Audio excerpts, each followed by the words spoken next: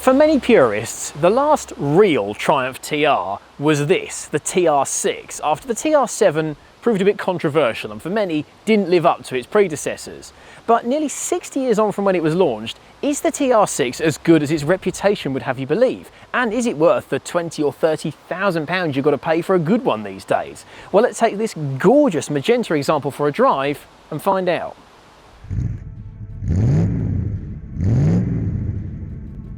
In the 50s and 60s, most Triumph sports cars had been designed by the Italian Michelotti, and he'd done a fantastic job of it. They were curvaceous, they were glamorous, and if you stuck a Maserati badge on the nose, they could have been sold for 2 or 3 times as much.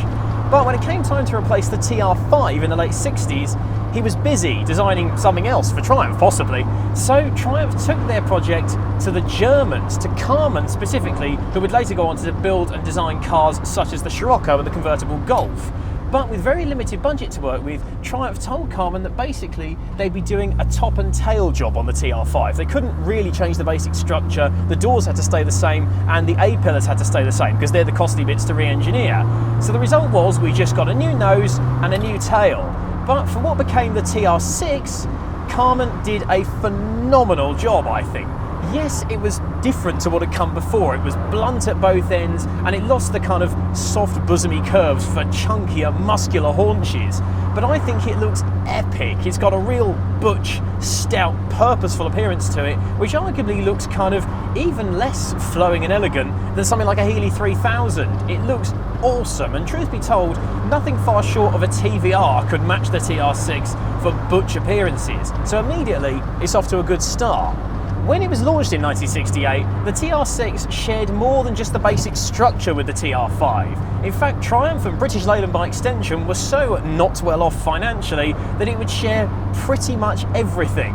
The semi-trailing arm suspension, the drum rear brakes, the steering rack, which had been praised in the 5 for being very darty and communicative and feelsome, and indeed it still feels good today, and even little details, the walnut dashboard, the dials, even things like the seats and the carpet were unchanged. This really was a TR5 with some new bits top and tail. But don't worry, it was the engine where the TR6 set itself apart from the 5. Pay attention. Cars launched for the American market had a chassis number starting with CC, and that meant they got lower compression than European cars, a softer camshaft, and they were carburetted. And that meant they were producing 104 horsepower to comply with various smog regulations in America. Not very exciting. But don't worry, from late November in '68, cars with the chassis number CR had fuel injection. These were intended for Britain and for Europe. That meant they got spikier camshafts, they got higher compression, and that meant they were producing 155 horsepower. A rocket ship by comparison to pretty much any other sports car on the market. And that meant those early TR6s were quick. In injected guys, you could do 0 to 60 in 8 seconds, which was far faster than anything MG were making, and gave the Austin Healey 3000 something to think about. It was a genuinely rapid machine. However, those injected cars were a bit difficult to handle in traffic because they were so heavily fueled, and because they were so heavily fueled, they were thirsty. In the wake of the 1970s fuel crisis, don't forget, the same thing that would later cause all kinds of problems for the V12 Jag XJS. Come 1973, something had to be done. Triumph simply weren't selling enough of these cars, thanks in part to their immense thirst. So from then on, American cars had the chassis number starting CF and were largely unchanged in power terms, but European cars and ones for Britain started CR, and they were changed. They still have fuel injection, but they had the softer American spec camshaft, a new fuel pump, and a revised state of tune that brought the fuel economy up, but the power down. Now the TR6s from Europe went from producing 155 horsepower to 125. And on paper at least, that sounds like a noticeable step down. So driving this later car here today, what difference does it make? Ho ho! Not much that I can feel, that's for sure. The TR6 is still powered by a 2.5 litre straight 6, none of your 1.8 litre B-series nonsense here. And it's a proper British sports car engine. It's chunky, it's torquey, and as for the sound, oh, lovely straight 6 rasp here. I can't really open it up because this isn't my car, this is a tight twisty road and we have got an SUV in front of us, but it just sounds glorious, even when you're not pushing on. Lovely rumble, and it has got the go, it's got the bite to match its bark. Put your foot down, instant throttle response, and off you go. Dispatch that Nissan Qashqai. Haha. So it's got the butch British sports car soundtrack, and whoa, it's got the power, and the TR6 has got the handling as well. It doesn't flow between corners like an Elan or a Midget. It's not a delicate slither of a sports car. It's a full-on brutish British muscle car almost. Gear change has got to be really deliberate. Chuck it in. Then there's the steering. Rack and pinion steering was unusual, but it works so well. It's so direct, so feelsome, and it's got a nice weight to it as well. You can't phone this in. You've got to be really deliberate with your movements, but when you are, it's brilliant. Front end changes direction as you tell it to, and it's got a real sense of purpose to it. It's low, it's squat. This is a standard ride height car, and yet it's barely a couple of inches off the road.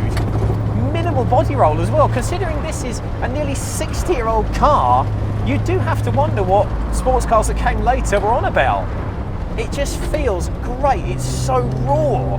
You don't get any sense that this car is going to hold your hand and help you along the way. If you want to get around a corner with some gusto, you're going to have to do it, sunshine, because the TR6 is not interested in helping you. Fling it in. Oh, the grip is brilliant.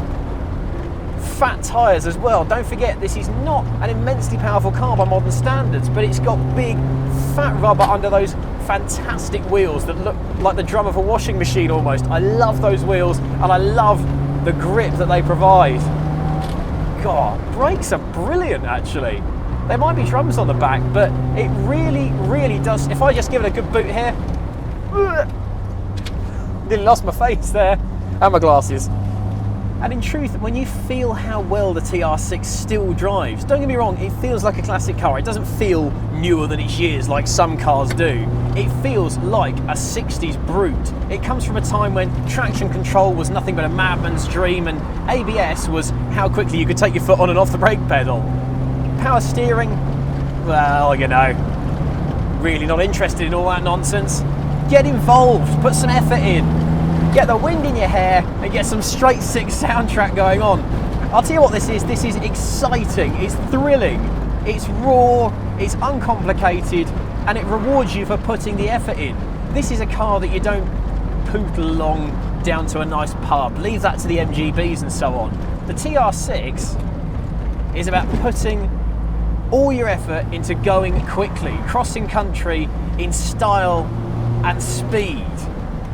It's not a comfortable car, the TR6. It's definitely set up for sporting handling, so when you get to a village, you do get bounced around a bit.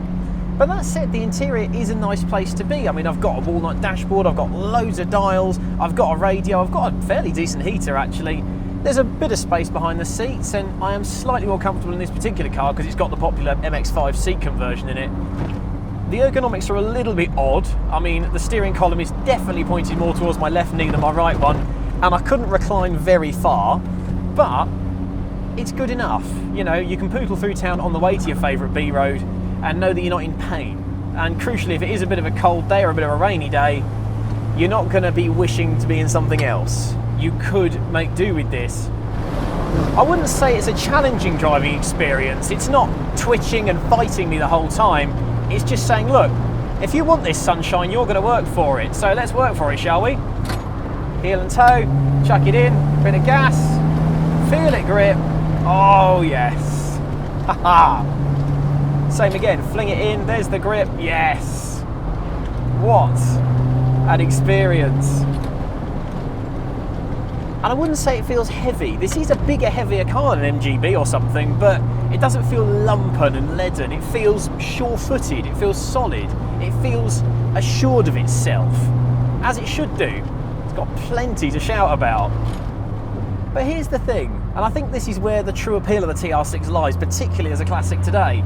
This is unquestionably one up from something like an MGB or a Lotus Elan. It's more butch, it's more muscular, it's more powerful, it's more sensational.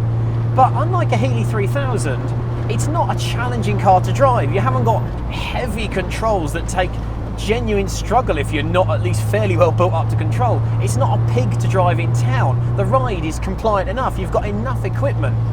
It's actually usable, and it will let you work for a living without beating you up about it. You feel like if you put the effort in, you get the rewards. You don't have to be racing driver precise to get the best out of it. So really then, it's the perfect middle ground. It's more muscular than traditional sports cars, but it's not a brute. It doesn't want to hurt you.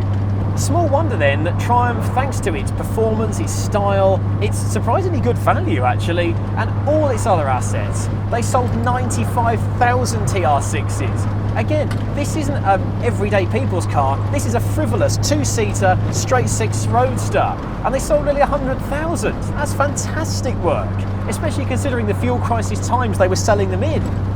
And today the TR6 remains a darling of the British classic car scene. These are hugely popular cars for driving on tours, for taking on track, for hill climbing and using in motorsport. There are people restoring them to the tune of tens of thousands of pounds, modifying them with more powerful engines and different tweaks to the insides, like these Mazda MX-5 seats.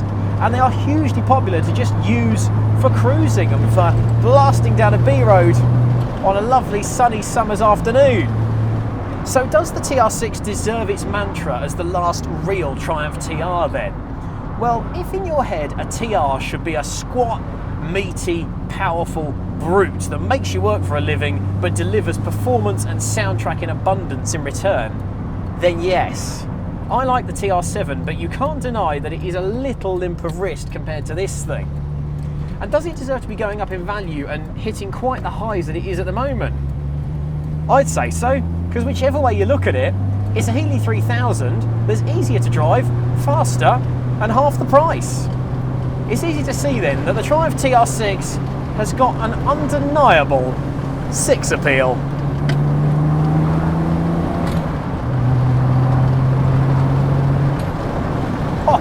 Oh yes!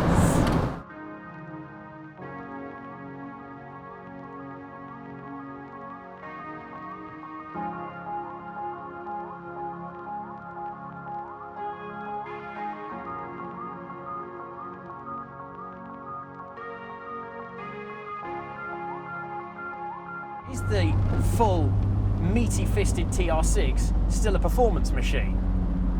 Well, we'll never know because we're stuck behind a freaking Vauxhall Mocha.